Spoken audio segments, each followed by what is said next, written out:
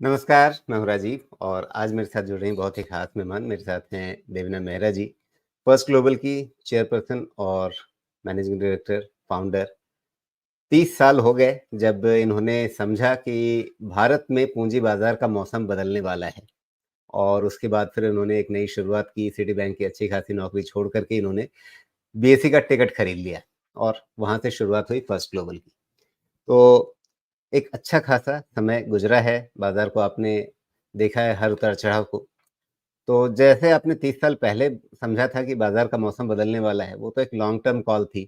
लेकिन कल जिस तरह से बाज़ार में गिरावट आई है, क्या शॉर्ट टर्म के लिए ही सही बाज़ार का मौसम बदला है? शुक्रिया राजीव और इंट्रोडक्शन के लिए और जहाँ तक बाज़ार का सवाल है, देखिए आपको मैं कभी ट्रेडिंग का तो कॉल देती नहीं हूँ कि आपको 2 हफ्ते में क्या करना चाहिए।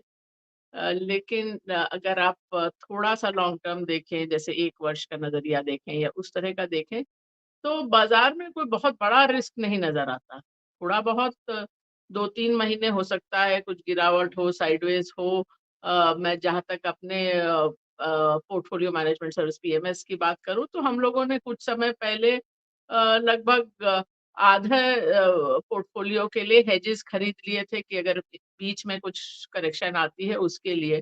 लेकिन ओवरऑल कोई बड़े क्रैश का खतरा नहीं नज़र आता और उसके पीछे एक कारण ये है कि हम लोग सब जो आपने लंबे समय की बात की कि इस बाज़ार में आते हैं ये सोचकर कि शेयर बाज़ार से या इक्विटी से हमको 15-16% टाइप का रिटर्न मिलेगा।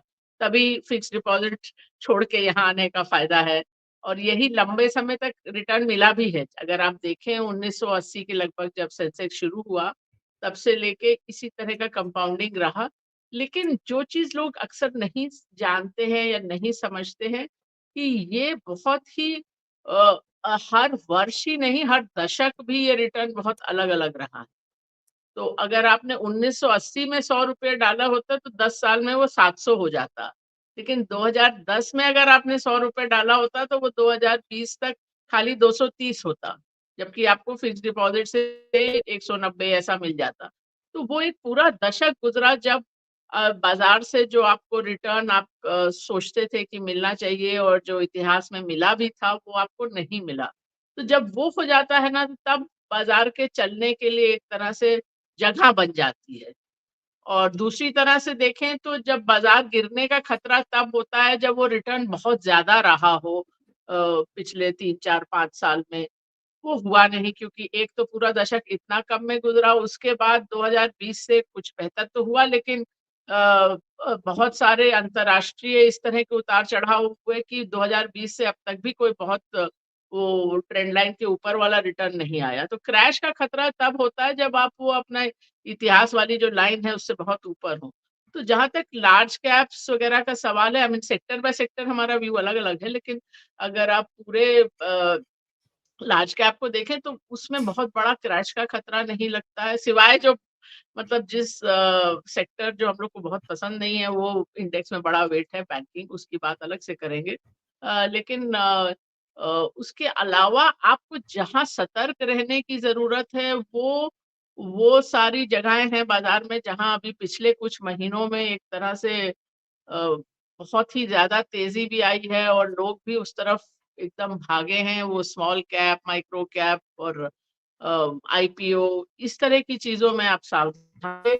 जो कोर बाज़ार है वहाँ बड़ा खतरा नहीं नज़र आता और एक चीज़ और भी मैं आपके दर्शकों को कहना चाहूँगी कि बाज़ार में एक खतरा तो हम लोग सबको समझ में आता है कि अगर हम बाज़ार में रहेंगे, तो वहाँ पर कुछ घाटा हो सकता है, वहाँ एक लॉस का खतरा है।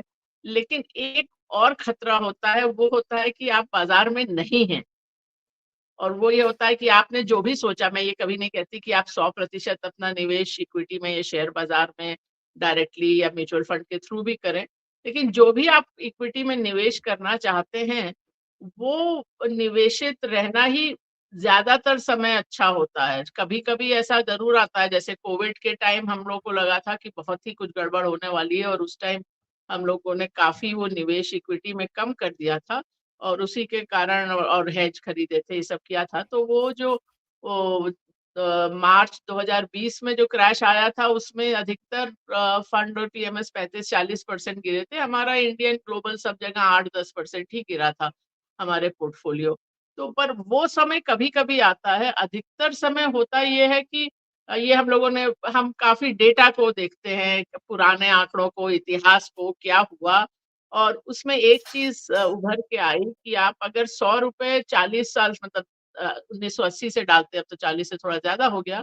तो वो जो ₹100 जैसे अगर अगर 60,000 रुपए हो जाते अभी तक, अगर आप 10 सबसे अच्छे दिन बाज़ार के नहीं निवेशित रहते और 10 लगता है 40 साल में 10 दिन कौन-सी बड़ी बात है।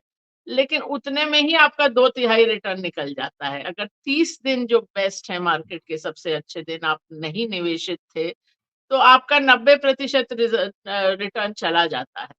तो इसीलिए और ये सारे जो बहुत अच्छे दिन आते हैं ना, वो कभी भी तब नहीं आते जब सब लोग को लग रहा है कि सब अब अच्छा ही अच्छा हो रहा है, जैसा कि अभी स्मॉल कैप में कुछ महीनों से लग रहा था।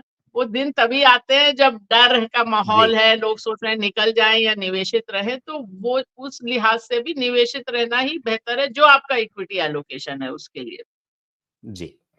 तो जैसा देवना जी आपने कहा कि ठीक है, बाज़ार में थोड़ी गिरावट हो सकती है लेकिन कोई बड़े क्रैश का खतरा नहीं है। तो मतलब ये कि जो हमने अपनी चर्चा की हेडिंग में रखा है कि क्या बाज़ार पलट गया? तो आपके मन में ये आ रहा होगा कि बाज़ार 2% गिरा है, वो भी इतना चढ़ने के बाद। बेशक जो हिस्टोरिकल ट्रेंड लाइन का आपने ज़िक्र किया, उसके बाद वो बड़ी तेज़ी आई, लेकिन फिर भी काफ़ी ब बढ़ा एक शॉर्ट पीरियड में और उसके बाद 2% की एक गिरावट आती है, उसमें लोग पूछ रहे हैं कि बाज़ार पलट गया। आपके मन में ये आ रहा होगा ना फिर? ये तो बात है और दूसरी बात मैं ये भी कहूँगी कि कुछ लोग जैसे अगर आप उनसे थोड़े दिन पहले पूछते तो वो बोलेंगे कि हम इन्वेस्ट करेंगे जब करेक्शन आएगा। लेकिन जब करेक्शन आता है उसमें से बहुत कम लोग ही असल में निवेश करते हैं। तो अगर आप ये सोच के बैठे थे कि हाँ, तब निवेश करेंगे जब करेक्शन आएगा, तो जब करेक्शन आए तो निवेश करिए। नहीं, ये दूसरी बात। लेकिन शायद उनकी आशा ये हो कि अभी ये करेक्शन और चलेगा तो फिर और नीचे के लेवल हाँ, मिलेंगे, बट अभी कोई निफ्टी भी कोई भी मार्केट का बॉटम तो आप किसी के पास वो जादू की छड़ी नहीं है कि आपको मालूम रहेगा कि ये एग्ज़ैक्ट बॉटम है और उसको उसके पीछे भागने में आपका वही डर है जो मैंने आपको बोला कि आप अच्छे दिन मिस कर जाओ, वो ज़्यादा आपके पोर्टफोलियो के लिए नुकसानदेह है। जी। तो अभी जो बाज़ार में हो रहा है अगर इसको समराइज़ करूँ, हम बहुत ज़्यादा दूर नहीं हैं ऑल टाइम हाई से, उसके आस-पास ही हैं। वहाँ पर जी। एक दिन पैनिक का आया और उसमें लोग घबरा रहे हैं, ये बात दिख रही है हमें। इस समय एक जो ठीक है कूल माइंडेड इन्वेस्टर है जो रोज़-रोज़ की पैनिक से ज़्यादा डिस्टर्ब नहीं होता है, उसके लिए सही रणनीति क्या रहेगी इस बाज़ार में? क्या उसे वेट करना है गिरावट का या जो एक अपना तरीका उसने इन्वेस्टमेंट का रखा है उसे चलाते रहे? उसमें जो अभी आपके पास अगर ऐसा पैसा है जो आपने इक्विटी के निवेश के लिए रखा हुआ है, तो एक साथ में नहीं तो आप 3 महीने में डिवाइड करके उसको 1 तिहाई, 1 तिहाई, 1 तिहाई निवेश कर सकते हैं। पर जैसा कि मैंने कहा कि हमारा तो ये मानना है कि ये अभी कोई बड़े क्रैश का खतरा तो नहीं है। थोड़ा बहुत जी, करेक्शन हो सकता है, साइडवेज़ हो सकता है, पर आपको सेक्टर, कंपनी थोड़ा ध्यान से सोच समझ के जी। तो खरीदना। वैसे में फिर लोगों के मन में ये भी रहेगा कि बहुत करेक्शन आया नहीं है, कोई डिसेंट कट नहीं मिला है, बाज़ार बहुत चला हुआ है तो इस समय पैसा लगाएँ भी या ना लगाएँ? कहीं उनके मन में ये खतरा रहेगा कि अभी नहीं आ रहा है करेक्शन लेकिन आगे बड़ा करेक्शन आ गया तो क्या करेंगे? देखिए, वो किसी को मालूम नहीं रहता कि बीच में थोड़ा-सा करेक्शन और आएगा या नहीं आएगा। जैसा मैंने कहा हमने अभी फ़िलहाल अपने जो पोर्टफ़ोलियो में है आधे को हेज किया हुआ है। लेकिन ऐसा भी नहीं लगा सी हेज में ये रहता है कि हेज का आपको पैसा तो देना पड़ता है। पुट खरीदेंगे तो उसका प्रीमियम देना पड़ेगा। लेकिन कम से कम अगर बाज़ार ऊपर होता है तो आप निवेशित तो हैं। अगर आप कैश में चले जाते हैं तो आप वो ऊपर वाला मूव ही मिस कर जाते हैं। तो वो जी, चूँकि हमको ऐसा नहीं लग रहा कि फंडामेंटली कोई रीज़न है और या इवन टेक्निकली कि बड़ा क्रैश आए, तो इसलिए निवेशित रहना ही बेहतर है। जैसा मैंने कहा आप थोड़ा-थोड़ा कर सकते हैं अगर एक साथ में नहीं करना। लेकिन जैसे हम लोगों ने कुछ जी, जो मैं आपको बात कर रही थी कि करेक्शन का इंतज़ार लोग करते हैं, तो हमने जैसे जो हमारे पास कुछ पैसे आए थे, जो हम लोगों ने कुछ निवेश किए थे, कुछ रखे हुए थे, उसमें से कुछ आज निवेश कर रहे हैं क्योंकि करेक्शन आया है, तो फिर आपको करना चाहिए। जी। नहीं, वो बात तो सही है, लेकिन लोगों के मन में रहता है कि अच्छा ये करेक्शन मतलब सफिशिएंट करेक्शन हो गया या अभी और होगा? मतलब वो एक लालच, नीचे खरीदने का मन है लेकिन यहाँ खरीद लें और नीचे मिल जाएगा ये और सस्ता मिल जाएगा, ये भाव रहता है लोगों के मन में। हाँ, तो मैंने कहा शुरुआत करिए, सारा का सारा नहीं डालिए अगर वो बात मन में है तो अ, जी, बट एक लेकिन तिहाई तो डालिए, जी, कहीं शुरुआत तो करिए। जी। तो 2 चीज़ों को लेकर के आप हाल में सचेत करती रही हैं और आपने ज़िक्र किया भी बैंकिंग सेक्टर का। कि बाज़ार में 1/3 हिस्सा तो इस सेक्टर का रहता है जो अ, से इंडिसेज़ में वेटेज है इसका उसके हिसाब से। अ, तो इसको कोई अवॉइड तो नहीं कर सकता है, लेकिन आपको ये सेक्टर इस समय अच्छा नहीं लग रहा था, पहले से आप कहती आ रही थी। कल जी। जिस तरह से बैंक सेक्टर टूटा है, तो क्या मतलब जो आपके अंदेशे थे वो सही हो गए? क्या जितना उसे नीचे आना चाहिए था उतना 1 दिन में हो गया? या अभी ये प्रोसेस कुछ समय तक और चलेगा, कुछ समय तक और बैंक्स जो हैं, वो अंडर परफ़ॉर्म करेंगे आपके बाज़ार को? हमारे सिस्टम्स तो यही दिखा रहे हैं कि अंडर परफॉर्म करेंगे और वैसे मैं आपको ये बात बता भी दूं, ये कई लोग मुझे बोलते हैं कि मैडम आपका तो ये तकिया कलाम है कि I am a nervous investor in banks. तो बैंक्स में हमेशा मैं डर डर कर ही निवेश करती हूँ, क्योंकि एक ऐसा सेक्टर है जो लेवरेज सेक्टर है जिसमें नेगेटिव सरप्राइजेज ही आते हैं। मतलब आप कि कुछ गड़बड़ हो गया यही खबर आएगी, कुछ अच्छा हो गया उसकी उसकी आशा कम रहती है।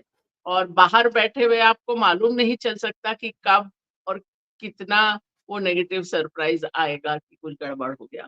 तो ये मतलब मैं बैंकर रही हूँ इसलिए एक तरह से अंदर का भी व्यू है, तो आपको बाहर बैठे कैसे मालूम चलेगा कि इस बैंक के लोन बुक में कुछ प्रॉब्लम है और ये सब। तो ये मतलब सेक्टर डर-डर कर ही निवेश करने वाला है। दूसरी बात मैं आपको आपके दर्शकों को ये भी बता दूँ कि आप पिछले 4 साल देखिए, 2020, 21, 22, 23, केवल 1 साल था 2022 जिसमें बैंक निफ्टी ने निफ्टी को आउट परफॉर्म किया। और वही 1 साल था जब हम लोग मार्केट वेट टू ओवरवेट थे बैंकिंग में। उसके अलावा 2020 से जब हमारा अब 4 साल होने को आए हमारा पीएमएस शुरू हुआ, शुरू में तो हमने बहुत ही कम बैंक्स लिया था जो एक तरह से हम अपने को एक्सपोज़ कर रहे थे क्योंकि ऐसा आपने बोला इंडेक्स में बड़ा वेटेज है और आपके पास वेटेज नहीं है, तो अगर वो सेक्टर चलेगा तो आपका परफॉर्मेंस अलग से नज़र आएगा। तो 2020 में अगर आप देखें तो बैंकिंग अकेला सेक्टर इंडेक्स था जो डाउन था साल के लिए। 2020 में बाकी तो बहुत बाज़ार में तेज़ी रही।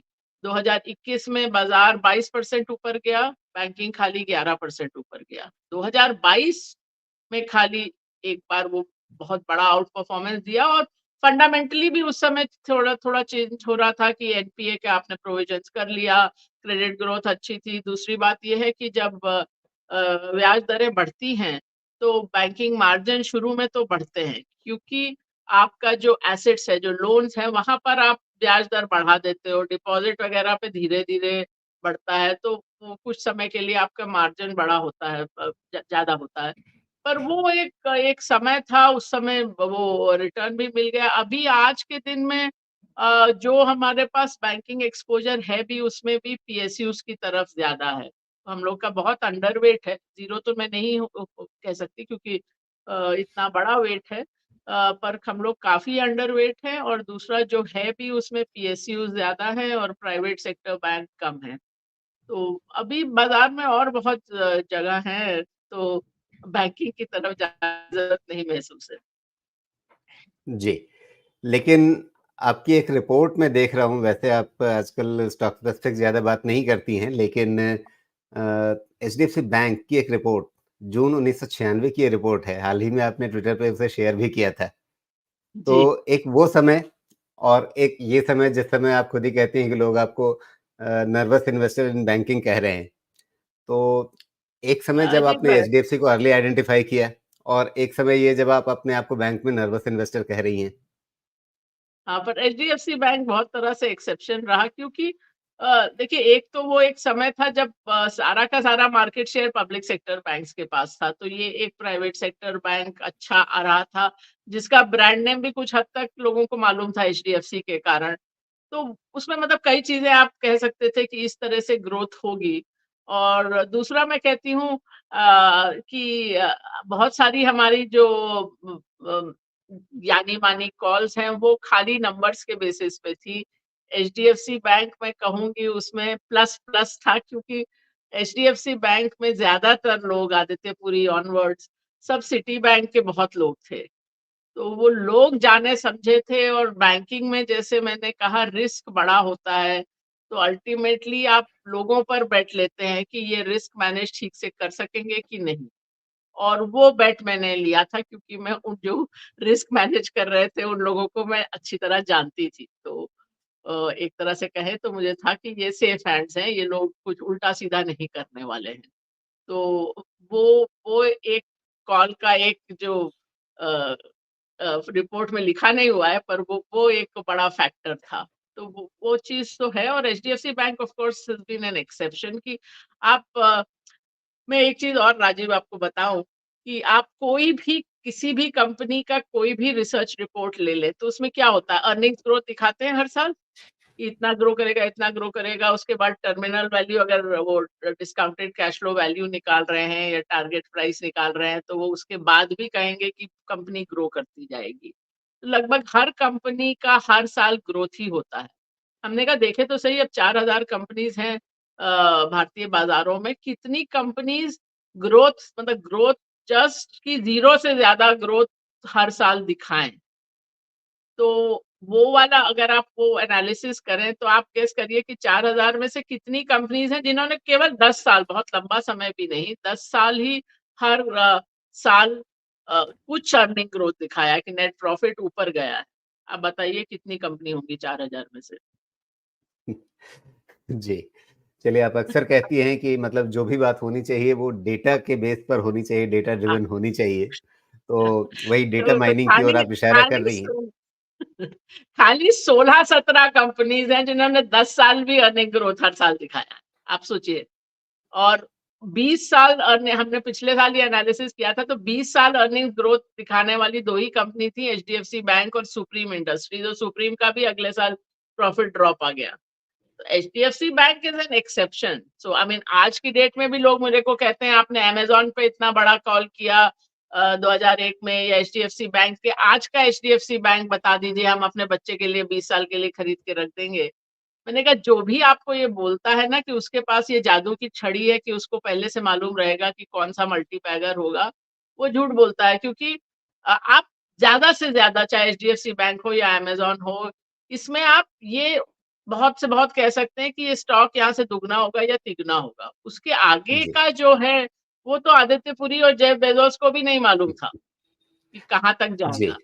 बिल्कुल। तो तो मतलब चाहे फिलहाल बिज़नेस अभी हो चाहे स्टॉक हो। जी, तो आप कह रहे हैं कि फिलहाल बैंकिंग सेक्टर को थोड़ा लेकर थोड़ा सतर्क ही रहना चाहिए। तो जो 2 चीज़ें मैंने ज़िक्र की कि एक बैंकिंग सेक्टर को लेकर आप अलर्ट करती रही हैं और दूसरे स्मॉल कैप को लेकर अलर्ट करती रही हैं। क्या अगली बारी स्मॉल कैप की होगी? क्या किसी दिन बाज़ार का मूड ऐसे ही बिगड़ेगा स्मॉल कैप को लेकर के? स्मॉल कैप में बहुत सतर्क रहने की ज़रूरत है, ख़ासकर बहुत सारे नए निवेशक आए हैं इस बाज़ार में, उनको इतिहास नहीं मालूम कि स्मॉल कैप में क्या हो सकता है। तो वो मैं एक बार आपको बता दूँ कि 2008 में जो स्मॉल कैप इंडेक्स था वो लगभग 80% गिरा था, 78 प्रतिशत टू बी एग्ज़ैक्ट। और वो जो 2008 का पीक था वो 2016 में वापस आया। फिर आपको 1 डेढ़ साल के भयंकर तेज़ी थी उसमें फिर 2-3 था। तो ये हो सकता है स्मॉल कैप में, उसमें 2-3 चीज़ मैं आपको और भी बता दूँ कि कहने को तो आप बोल रहे हैं, हम बोल रहे हैं कि 2008 वाला वैल्यू 2016 में आया, लेकिन ये इंडेक्स ही हर साल 18-20% चेंज होता है। तो 8 साल बाद वाला इंडेक्स तो वो था ही नहीं, जो स्टॉक गिरे 2008 में उसमें से बहुत सारे वापस ही नहीं आए, वो तो शून्य में विलीन हो गए, उनका अता-पता ही नहीं रहा। तो बहुत सारे स्टॉक्स ऐसे हैं, ये आईपीओ वालों को भी सुनना चाहिए कि जो लिस्ट होते हैं और कुछ वर्ष बाद उनका नामो-निशान नहीं रहता है। तो आप अ, पीएससी, एनएसई पे देखिए कितने स्टॉक्स लिस्ट हुए हैं हिस्ट्री में, और आज की डेट में 4000 ही ट्रेड होते हैं। मतलब 1990s में तो कुछ वर्ष थे जिसमें हजार लिस्टिंग हुई, और उन स्टॉक्स जी, का अब नामो निशान नहीं बचा। तो वो आपको देखना है। दूसरा चीज, एक और चीज है कि लोग बोलते हैं कि अच्छा ठीक है इंडेक्स गिरेगा, लेकिन हम तो बहुत अच्छे स्टॉक पिकर हैं, हमने जो लिया है वो तो नहीं गिरेगा। तो 2008 में जो स्मॉल कैप गिरे थे तो कितने स्टॉक्स नहीं गिरे थे? 1%। और जो 18-19 में जो गिरावट थी उसमें कितने स्टॉक्स नहीं गिरे थे? 8%। तो आप इतने जीनियस नहीं हैं कि आप वही 1% 8% स्टॉक्स में होंगे। तो इसमें सावधान रहने की ज़रूरत है, क्योंकि लार्ज कैप में तो रिस्क मैनेजमेंट के और भी उपाय होते हैं कि आप स्टॉप लॉस लगाएँगे तो आपका लॉस लिमिटेड रहेगा। लेकिन स्मॉल कैप्स में अंदर घुसना तो आसान होता है चक्रव्यूह की तरह, लेकिन जब निकलने का समय आता है अक्सर रास्ते बंद हो जाते हैं। आपको जी। निकलने का मौका ही नहीं मिलेगा। तो ये सब बिल्कुल, चीज़ें सोच समझ के। लेकिन एक धारणा ये भी रहती है कि बड़ा पैसा अगर बाज़ार में बनेगा तो ऐसे ही मिड कैप और स्मॉल कैप में ही बनेगा, लार्ज कैप तो आइडेंटिफाइड स्टोरीज़ हैं, उनमें मार्केट ग्रोथ मिलेगी। आपको मार्केट से ज़्यादा अगर पैसा कमाना है तो आपको मिड कैप या स्मॉल कैप की तरफ जाना पड़ेगा। जी, ऐसा तो कुछ नहीं है। मैं जैसे अब आप हम लोगों ने हमारा पीएमएस शुरू हुआ था फरवरी 2020 में, तो आप मार्च 1 which is the first full month से देखें तो हमारा I think by December and 176% हम अप थे। इंडेक्स देखें तो 103%। तो हमारे पास अगर किसी ने 1 करोड़ लगाया तो वो पौने 3 करोड़ हो गया, उससे ज़्यादा हो गया। तो जबकि वो इंडेक्स में 2 करोड़ रहा। तो जो स्मॉल कैप में ये जो होता है ना कि आपको 2 स्टॉक आप अगर हाइंडसाइट में देखें कि हाँ, पिछले 20 साल में ये 2 स्टॉक अगर लिए होते तो ये हो जाता। लेकिन उसके साथ आपने जो लिया होगा ना वो तो सब ज़ीरो ही हो गया। और लोग सोचते हैं कि हमारे माता-पिता या हमारे दादा-दादी ने कोई स्टॉक लिए होते और हमको एचडीएफसी बैंक लिया होता, हिंदुस्तान लीवर लिया होता तो हम यहाँ-वहाँ होते। एक ये सचमुच की कहानी है। तो ये किसी ने हमको दिया कि हमारी मेरी मदर ने तो अपना पोर्टफोलियो 20 साल से देखा नहीं है, ये देखिए ये आप क्या कर सकते हैं इसका। उसमें क्या था, पेंटामीडिया, डीएसक्यू सॉफ्टवेयर, एनईपीसी, माइकॉन।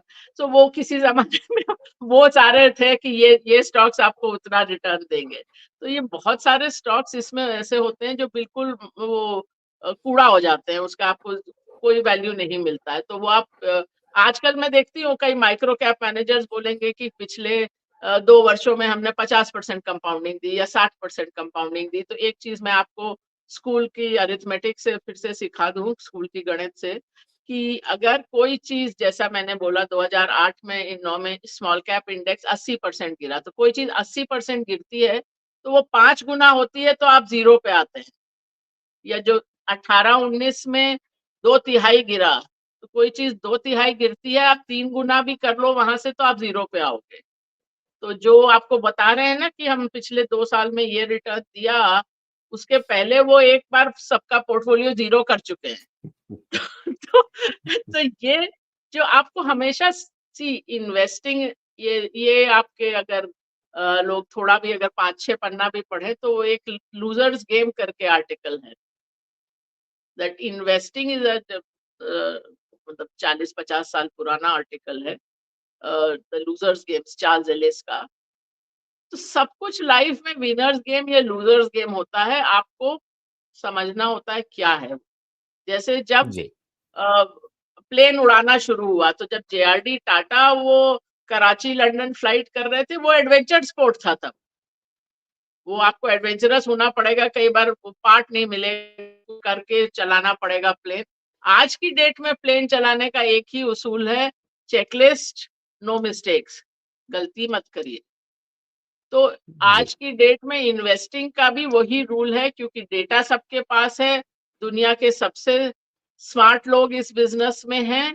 तो आप ये बोलोगे कि मुझे ही वो चीज नजर आएगी और हर बार नजर आएगी जो और किसी को नजर नहीं आ रही है, ये आप अपने को अ, कुछ ज्यादा ही बिल्कुल। और दे रहे हैं। कुछ 1-2 जो आउट परफॉर्मर होते हैं या जो मल्टी बैगर निकल जाते हैं, सिर्फ़ उनको नहीं देखना चाहिए। ये देखना चाहिए कि 5 साल पहले अगर आप चुनने बैठते तो आप कौन-सा बास्केट चुनते और उस पूरे बास्केट का, उस पूरे पोर्टफोलियो का रिजल्ट कैसा रहता?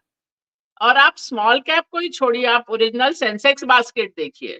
उसमें जी, Mafatlal, JK, Thapar group, Scindia group, premier automobiles, Hindustan motors जो एम्बेसडर बनाती थी, वो कंपनियाँ हैं, टेक्सटाइल है और वो तो मतलब जानी-मानी पुराने हिस्ट्री वाली कंपनीज़ थी। उस समय जो ओरिजिनल सेंसेक्स था, उसमें एक ही कंपनी थी जिसका 1 दशक से कम का इतिहास था, इंडियन होटल्स। उसके अलावा सारी कंपनी लंबे इतिहास वाली थी।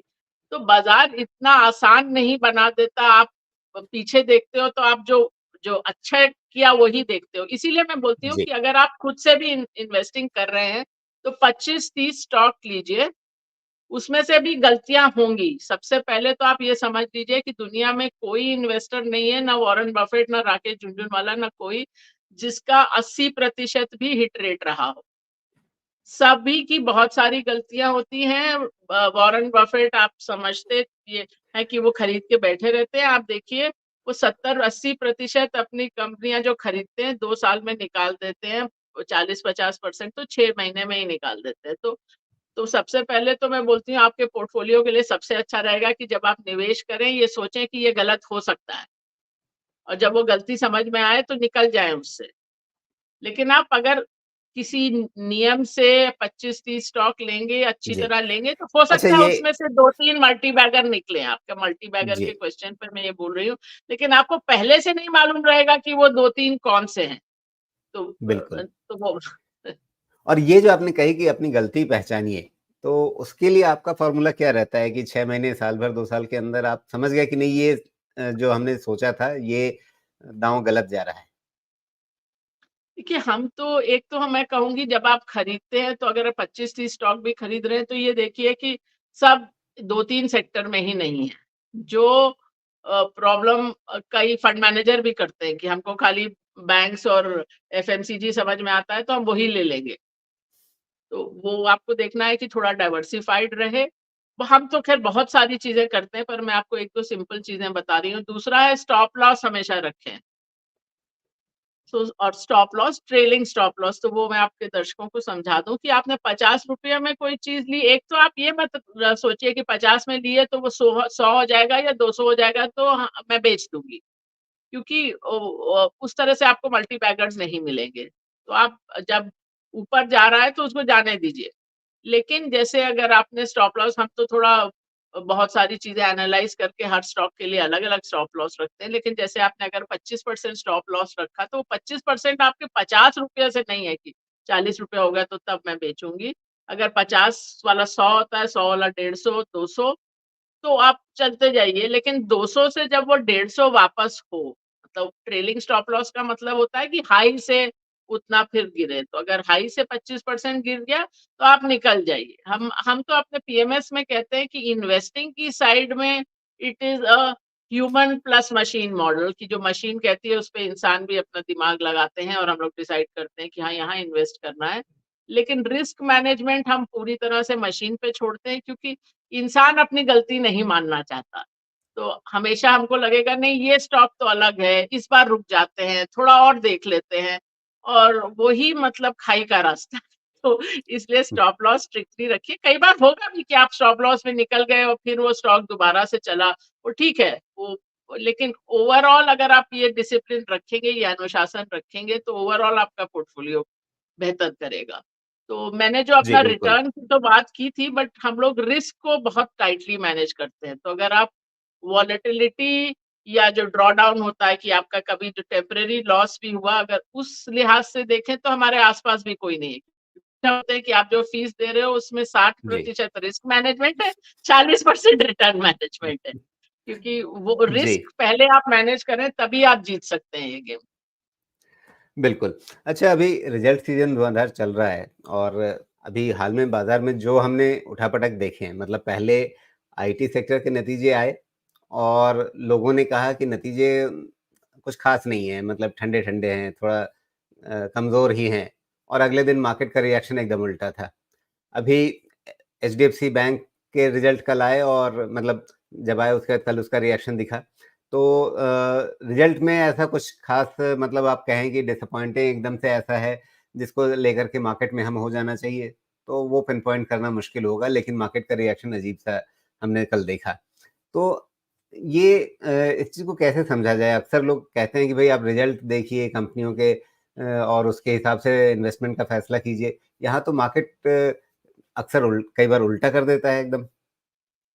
मार्केट तो एक तो है कि भविष्य को देखता है, तो पिछली बार के रिजल्ट को नहीं देखता। दूसरा आपको ये भी देखना होता है कि वो स्टॉक है कहाँ रिलेटिव टू द रिजल्ट, मतलब वही रिजल्ट अगर स्टॉक बॉटम पे है या टॉप पे है, वो सेम रिजल्ट का रिएक्शन डिफरेंट होगा, या वैल्यूएशन कहाँ पर है उस स्टॉक के इतिहास के लिहाज से, वो सब चीजें रहती हैं। और चाहे अर्थव्यवस्था और बाजार हो या रिजल्ट और बाजार हो, हमेशा वन टू वन नहीं रहता है कोरिलेशन, तो वो है। ऑफ कोर्स एचडीएफसी बैंक के रिजल्ट सब तरह से तो अच्छे नहीं गिने जाते, अगर आप मतलब देखें वो मार्जिन और एसेट क्वालिटी के बारे में भी जो कहा गया है, तो वो मतलब ये तो नहीं कहा जा सकता कि सब कुछ अच्छा ही था और बावजूद इसके मार्केट गिर गई। या जहाँ तक आईटी का सवाल है, वो भी लंबा समय रहा है जब आईटी ने इतना अच्छा किया नहीं। पिछले साल तो खैर मार्केट परफॉर्म या उससे थोड़ा-सा बेहतर था, बट उसके पहले 2022 में तो बहुत खराब रहा। तो एक तरह से थोड़ा टाइम निकल गया है और उनका जो शायद खराब टाइम था। मैं तो कभी आईटी के बिज़नेस के बारे में इतना नेगेटिव थी भी नहीं, क्योंकि ये एक जी, बिज़नेस है जो काफ़ी प्रेडिक्टेबल है। ये ज़रूर होता है कि आपके अ जहाँ आपके कस्टमर्स हैं, जहाँ वो ग्राहक हैं, वहाँ अगर थोड़ा स्लो डाउन होता है, तो होता ये है कि वो थोड़ा सेल साइकिल बढ़ जाता है कि जो आपने सोचा ये डील इस तिमाही में मिल जाएगी, वो शायद 3 महीने, 6 महीने आगे चली जाए। लेकिन वो गायब नहीं हो जाती है और लोग भी चीज़ों को भूल जाते हैं ना। 2022 में शुरू में आईटी ने अंडर परफॉर्म किया था और उस समय ये लोग कहते थे कि अब तो सब बिज़नेसेस, टेक्नोलॉजी बिज़नेसेस या डिजिटल बिज़नेसेस हो रहे हैं, तो अब तो लोगों का इतना ज़्यादा डिमांड होगी कि आईटी कंपनीज़ को लोग नहीं मिलेंगे या उनको तनख्वाह बहुत देनी पड़ेगी, मार्जिन कम हो जाएँगे और 1 साल बाद ठीक उलट बात कहने लगे कि डिमांड ही नहीं रहेगी। तो दोनों ही होता, एक तो उल्टी बातें हैं और एक्सट्रीम बातें हैं, तो I was never in that basket. इस साल हमको लगता है किसी न किसी समय सिग्नल आएगा कि आईटी का फिर से बड़ा आउट परफॉर्मेंस शुरू हो रहा है। अभी बिल्कुल क्लियर सिग्नल तो नहीं आया, पर ये मुझे लगता है कि इस साल कभी न कभी वो फेज़ आएगा जब आईटी आउट परफॉर्मेंस में जाएगा। और फिर ये भी रहता है कि स्टॉक का चुनाव, जैसे पिछले साल आईटी ने कोई ऐसा बहुत अच्छा नहीं किया, लेकिन मैं देख रही थी हमारे पीएमएस में जो नंबर 1 परफॉर्मिंग स्टॉक है, वो मिड कैप आईटी स्टॉक था लास्ट ईयर 2023 में। तो वो भी होता है। जी, हर चीज़ सेक्टर कॉल भी नहीं होती, लेकिन बिल्कुल। जैसे कि अब काफ़ी समय हो गया है जब आईटी ने कुछ किया नहीं, तो शायद जो अब वो समय आने वाला है उसका। जी, तो 2024 किस थीम का, किस सेगमेंट का, किस सेक्टर का समय रहेगा? क्योंकि बहुत स्टॉक स्पेसिफिक तो आप बोलेंगे नहीं, तो अ, इन्वेस्टर्स को अगर आपको गाइड करना है कि भई उन्हें अपना पैसा कहाँ रखना है 2024 में? 1 साल का एक्चुअली रिव्यू देना राजीव इतना आसान भी नहीं होता, क्योंकि हम लोग तो हर तिमाही पे एक बार देखते हैं, जिसे हम कहते हैं बेस ज़ीरो से, कि आज हमारे पास कैश हो तो हम लोग कहाँ निवेश करेंगे। क्योंकि ये भी एक इंसान की फितरत होती है कि जो चीज़ उसके पास होती है वो उसको ज़्यादा अच्छी लगती है। और ये बहुत छोटी-छोटी चीज़ों के लिए एक्सपेरिमेंट्स में दिखाया गया है कि जैसे कॉफ़ी का कप ही है, मग जी। है, आपके पास है तो आपको लगेगा इसकी वैल्यू ₹75 है, जिसके पास नहीं है उसको लगेगा इसी इसी मग की वैल्यू ₹50। तो आप समझ जी। सकते हैं कि शेयर मार्केट में ये किस तरह से प्ले आउट करता है। तो नहीं, बिल्कुल सही अभी बात है, तो तो हम आज के दिन में मैं आपको बोलूँ तो हमारा जो पीएमएस है उसमें सबसे जो ओवरवेट सेक्टर है वो इंडस्ट्रियल्स एंड कैपिटल गुड्स है। लेकिन ज़्यादातर लोगों ने 2023 में इसकी बात शुरू की। हमने ये अक्टूबर 2021 से, तो अब 2.5 साल होने वाले हैं, हम लोग इसमें ओवरवेट रहे हैं। इसमें बहुत सारे स्टॉक दुगने-तिगने, चौगुने भी हो गए। क्योंकि वो 12 साल के एक तरह से वनवास के बाद आया था सेक्टर। तो अब तो हम लोग हर तिमाही देखते हैं कि क्या अब कहानी हो चुकी है। अभी तक वो सिग्नल आया नहीं है, लेकिन अब लग रहा है कि शायद मतलब इस साल में किसी समय वो आएगा कि इसकी कहानी खत्म हो जाए, फिलहाल नहीं हुई है। और 2023 में जहां हम लोगों ने वेट बढ़ाया था वो था ऑटो कंपोनेंट्स, फार्मा, थोड़ा कंस्ट्रक्शन में भी, वो सब ने अच्छा किया है, अभी भी वो ठीक लग रहे हैं, वो सेक्टर्स अगेन, हर एक स्टॉक नहीं पर वो सेक्टर्स ठीक लग रहे हैं। तो अभी ब्रॉडली है, जैसा मैंने कहा आईटी को देख रहे हैं कि आईटी में कभी ना कभी वो सिग्नल आएगा, तो आईटी अभी हमारा मार्केट वेट टाइप का होगा। तो ये ब्रॉडली लगता है। नेगेटिव में सबसे नेगेटिव बड़ा सेक्टर में बैंक्स लगते हैं, उसके अलावा भी जो कंजम्पशन थीम्स हैं, जो ड्यूरेबल्स, पेंट्स वगैरह, वो बहुत अच्छे नहीं लगते। और मैं अभी जो मैक्रो डेटा देख रही थी उससे भी यही सामने आ रहा है कि कंजम्पशन ग्रोथ खाली आई थिंक 4.4% थी, जो कि 21 साल के बाद इतना लो लेवल है। तो जो हम लोग को नज़र आ रहा है कि 80 करोड़ लोगों को फ्री राशन चाहिए और बेरोज़गारी की जो दर है, वो सबसे पता लग रहा है कि अभी भी जो अर्थव्यवस्था में अच्छे दिन हैं, वो ऊपर वाले तबके के लिए हैं।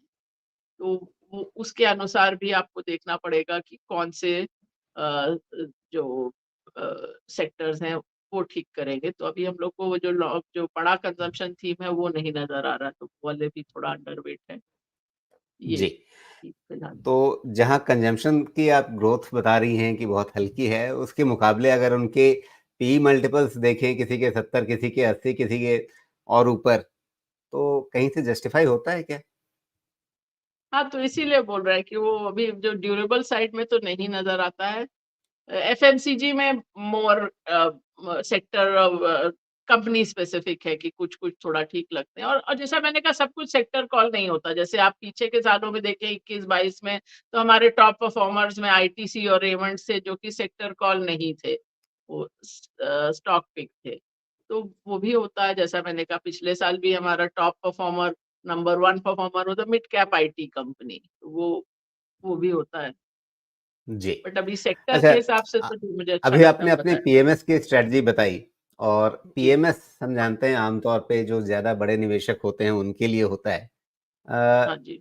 छोटे निवेशकों के लिए म्यूचुअल फंड होता है और अभी सेबी की तरफ से एक आइडिया आया कि पीएमएस और म्यूचुअल फंड के बीच की एक चीज़ शुरू करनी चाहिए। क्या आप नज़र रख रही हैं उस सेगमेंट पर कि अगर ये चीज़ आती है तो वो एक हाँ, मौका वो होगा मतलब देखते हैं क्या लेके आता है सभी। मेरे हिसाब से तो जो 50 लाख एक सिंगल पीएमएस में मिनिमम है, वो थोड़ा ज़्यादा है। पहले 25 लाख था, फिर सेबी ने 50 कर दिया, तो उसके कारण कई निवेशक वहाँ तक नहीं पहुँच रहे। हमारा एक स्मॉल केस पर भी प्रोडक्ट है, जिसने एक्चुअली बहुत अच्छा किया है। सो वो भी एक जो छोटे निवेशक, क्योंकि काफ़ी सब बोलते थे कि हम आपकी स्ट्रैटेजी कैसे हम तक पहुँचे, तो इसलिए वो स्मॉल केस पर प्रोडक्ट है। हम लोग का ग्लोबल प्रोडक्ट भी 50 लाख से कम में शुरू होता है। $10,000 मतलब साढ़े 8 लाख रुपए से कम ही पे। तो जी, वो उसमें सारे पूरे दुनिया में आप निवेश कर सकते हैं। और मैं ये भी एक संदेश देना चाहूँगी आपके दर्शकों को कि अ, बहुत बड़ी दुनिया है इंडिया के बाहर। मार्केट कैपिटलाइज़ेशन में इंडिया 4% के लगभग है पूरी दुनिया का। तो बाहर भी देखिए, जब मैंने नौकरी शुरू की थी तब डॉलर ₹12 था। तो आप समझ लीजिए कि एक करियर में वो 85% 85% गिर गया रुपया। तो अगर आप लॉन्ग टर्म प्लानिंग कर रहे हैं तो कोई कारण नहीं है कि आप ग्लोबली ना देखें। जी। देवना जी बहुत-बहुत धन्यवाद आपका, आपने समय निकाला बातचीत के लिए। आशा करते हैं जल्दी आपसे फिर बात होगी। शुक्रिया राजीव। नमस्कार। नमस्ते।